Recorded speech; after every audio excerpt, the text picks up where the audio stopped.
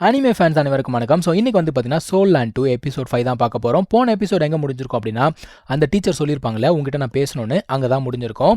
அவங்க என்ன கேட்குறாங்க, உன்னோட சோல் பவர் என்னன்னு சொல்லு, என்னால் வந்து அதை சுத்தமாக வந்து சென்ஸ் பண்ணவே முடியல அப்படின்னு சொல்கிறாங்க.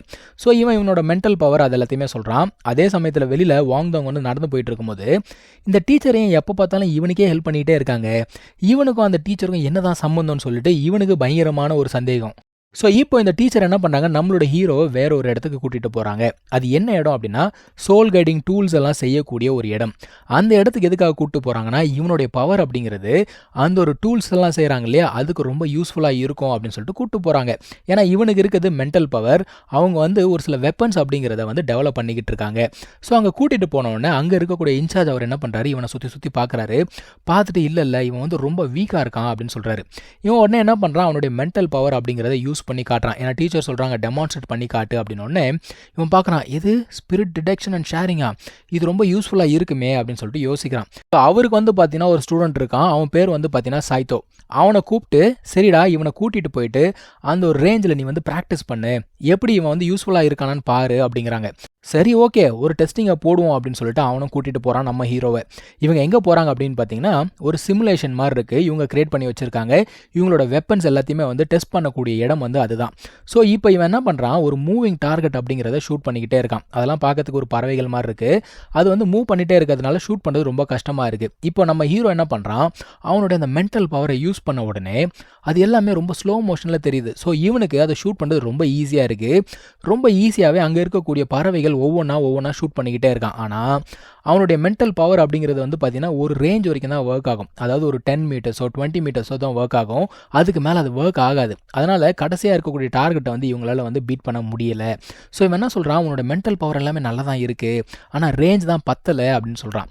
ஸோ அங்கே இருக்கவர் என்ன சொல்கிறார் அப்படின்னா, இவனோட பவர் அப்படிங்கிறது 100 மீட்டர்ஸ்க்கு மேலே எப்போ போகுதோ அப்போ தான் வந்து யூஸ்ஃபுல்லாக இருக்கும் அப்படின்னு சொல்கிறாரு. நம்ம ஹீரோ என்ன சொல்கிறான் அப்படின்னா, நான் வந்து எப்போ ஸ்ட்ராங் ஆகிறனோ இந்த பவரை வந்து இன்க்ரீஸ் ஆகிட்டே போகும் அப்படின்னு சொல்கிறான். சரி ஓகேப்பா, எப்போ அது வந்து 100 மீட்டர்ஸ் போகுதோ அப்போ திரும்ப வா, நான் வந்து உனக்கு ஹெல்ப் பண்ணுறேன் அப்படின்னு சொல்லிட்டு அந்த சைத்தோ கிட்ட சொல்லி இவனை கூட்டிகிட்டு போ, இந்த சோல் கைடிங் டூல்ஸ்லாம் என்னென்னு சொல்லி கொடு அப்படிங்கிறப்பல அவனும் ஒரு டூர் மாதிரி கூட்டிகிட்டு போகிறான். எல்லா டூல்ஸையும் வந்து எக்ஸ்பிளைன் பண்ணிகிட்டே இருக்கான். அது எல்லாத்தையும் நம்ம வேறு எபிசோட்ஸில் பார்ப்போம். அவன் கடைசியாக சொல்லக்கூடிய ஒரே விஷயம் என்ன அப்படின்னா, இந்த சோல் கைடிங் டூல்ஸில் இருக்கக்கூடிய மிகப்பெரிய பிரச்சனையே ஒன்று தான், மூவிங் டார்கெட்ஸை சுடுறது ரொம்ப கஷ்டம் அப்படின்னு சொல்கிறான். ஆக்சுவலாக அதுக்காக தான் இவனோட ஹெல்ப் அப்படிங்கிறத பார்க்குறாங்க. இந்த தாங் கிளானோட லீடர் இருக்கால தாங்யா, அவன் என்ன பண்ணுறான்னா இவனை மீட் பண்ணுறதுக்காக வரா. அவன் என்ன சொல்கிறா, நீ சம்பாதிக்கிறதுக்கு நான் ஒரு வழி காட்டுறேன் அப்படின்னு சொல்கிறா.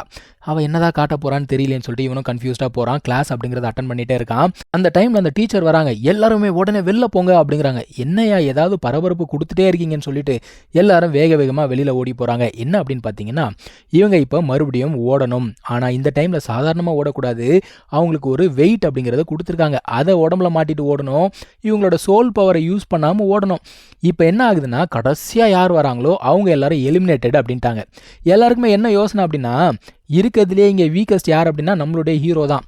ஸோ எல்லாருமே என்ன யோசிக்கிறாங்க அப்படின்னா, கண்டிப்பாக அவனால் என்ன கிராஸ் பண்ணி ஓடவே முடியாது. ஸோ கடைசியாக வரப்போகிறது அவன் தான் எலிமினேட் ஆக போகிறான்னு யோசிக்கிறாங்க. உண்மையில் விஷயம் என்னென்னா, சோல் பவர் அப்படிங்கிறத யூஸ் பண்ணாமல் ஓடணும். ஸோ ஃபிசிக்கல் பவரை மட்டும் யூஸ் பண்ணி ஓடணும்.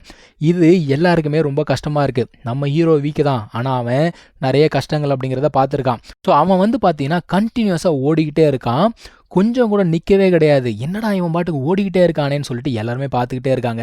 சரி ஒரு கட்டத்தில் அவன் நின்றுவான் அப்படின்னு யோசிக்கிறாங்க. ஆனாலும் அவன் நிற்கிற மாதிரி தெரியல. கீழே விழுந்தா கூட மறுபடியும் எந்திரிச்சு ஓடிக்கிட்டே இருக்கான். நான் வந்து விழமாட்டேன், நான் வந்து கண்டிப்பாக ஓடிக்கிட்டே இருப்பேன் அப்படின்னு நினச்சிக்கிட்டே இருக்கான்.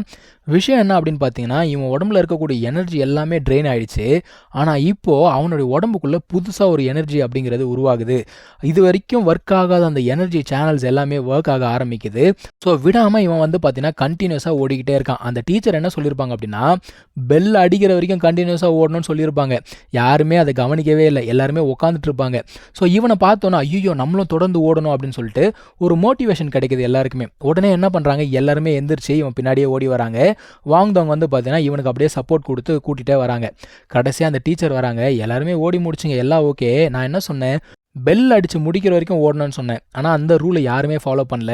ஒருத்தன் மட்டும்தான் ஓடினான். ஏன்னா நம்ம ஹீரோ மட்டும்தான் வந்து பார்த்தீங்கன்னா பெல் அடிக்கிற வரைக்கும் ஓடிருப்பான். மற்றவங்க எல்லாருமே நடுவில் உட்காந்துருப்பாங்க. ஸோ அவங்க சொல்கிறாங்க, நியாயப்படி பார்த்தா நான் உங்கள் எல்லாரையுமே வந்து எலிமினேட் பண்ணணும், ஆனால் அவன் ஓடினதை பார்த்து இன்ஸ்பயர் ஆகி நீங்கள் எல்லாருமே ஓடினீங்க இல்லையா, அதனால் இன்னைக்கு எலிமினேஷன் வேணாம் நான் முடிவு பண்ணுறேன் அப்படிங்கிறாங்க. அது மட்டும் இல்லாமல் இப்போ உங்களுடைய கிளாஸ் லீடர் யார் தெரியுமா அப்படின்னு சொல்கிறாங்க. எல்லாருமே சேர்ந்து நம்ம ஹீரோட பேர் தான் கத்துறாங்க, யூஹாவ்னு கத்துறாங்க. ஸோ அவனை வந்து கிளாஸ் லீடராக இவங்க இப்போ செலக்ட் பண்ணிட்டாங்க. ஸோ விஷயம் என்ன அப்படின்னு பார்த்தீங்கன்னா, உடம்புல இருக்க எனர்ஜி கிடையாதுங்க, மனசில் இருக்கக்கூடிய அந்த வில் பவர் தான், அதுதான் ரொம்ப முக்கியம். ஸோ இதோட இந்த ஒரு எபிசோட் அப்படிங்கிறது முடியுதுங்க. தேங்க்யூ ஸோ மச் ஃபார் வாட்சிங். Take care. பை.